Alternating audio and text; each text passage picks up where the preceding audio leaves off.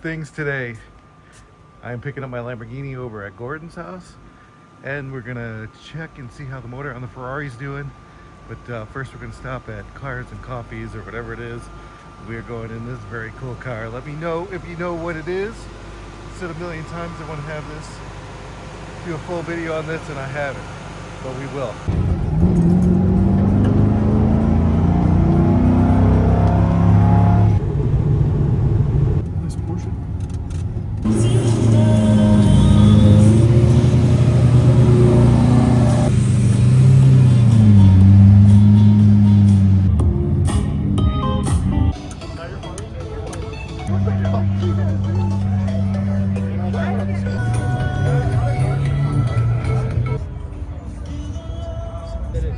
Even in like the UK. Well, we saw those Mustang guys doing to do things like that, you know. Oh, what about now? That's still really good. Price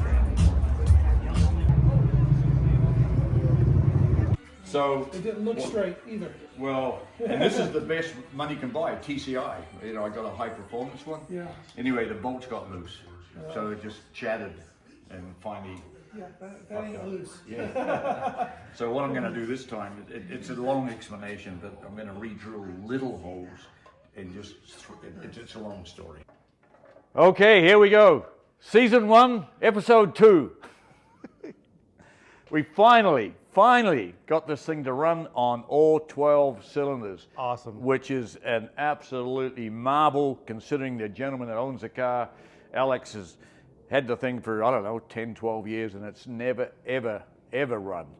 And finally, after 2 years of me messing around with it, and of course with tremendous help from my new friend Greg from San Diego, who understands all this electronic computer ignition stuff, we procured a system, it's called a Hortec, and we were able to actually literally tell the engine what piston to fire when and where. Incredible. And that just made all the difference, because if you remember from the previous episode, this particular engine happens to be a V65, not your normal everyday V60.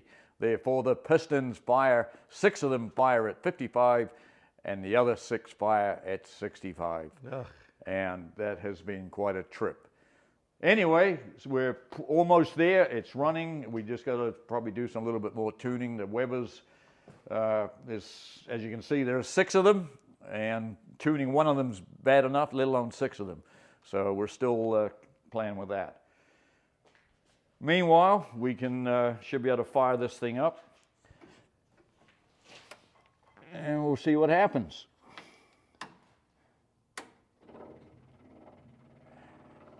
Oh, better remove my special covers. High tech.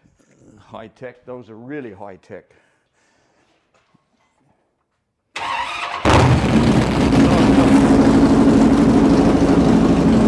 There we go.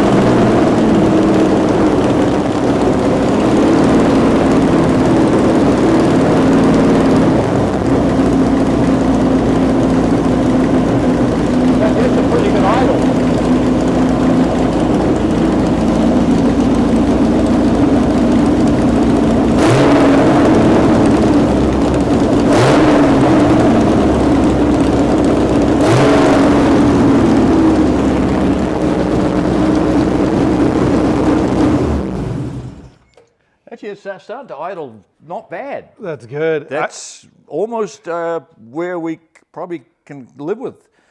I'm thinking about 1100 RPM, you know, which a Lamborghini's Chris, both him and I have Diablos, and they both they idle at just over 1,000 RPM.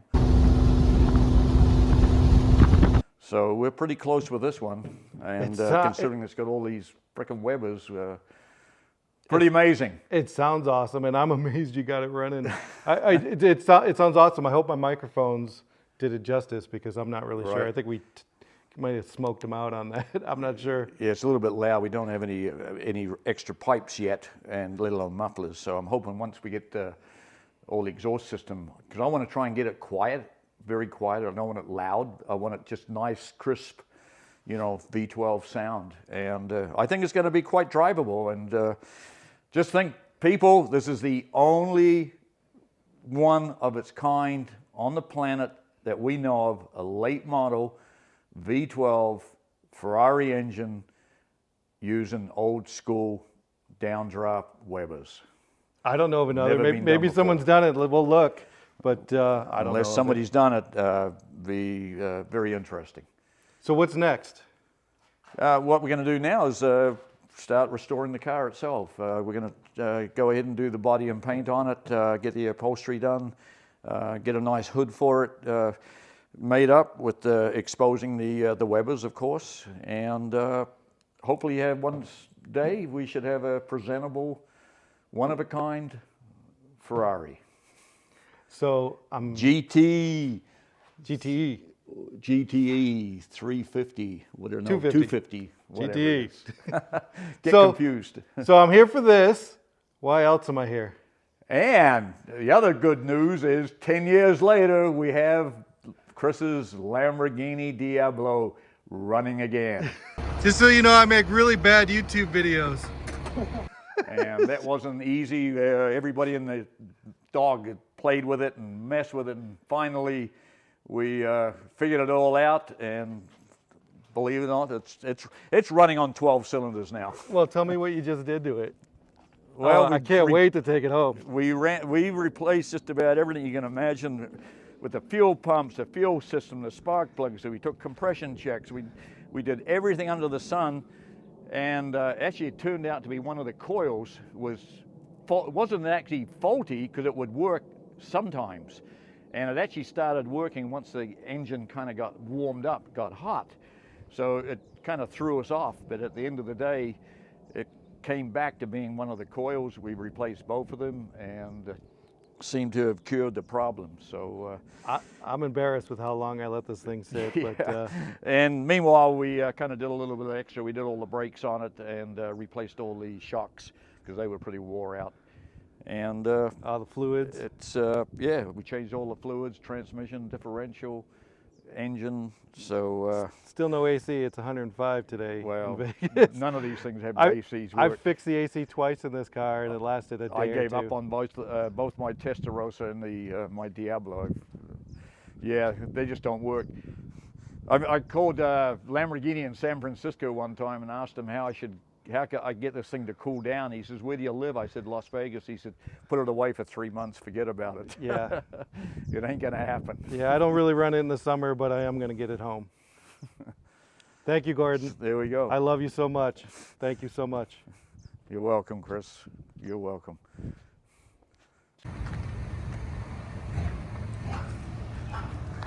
Michael's gonna follow me home. Make sure I get home safe.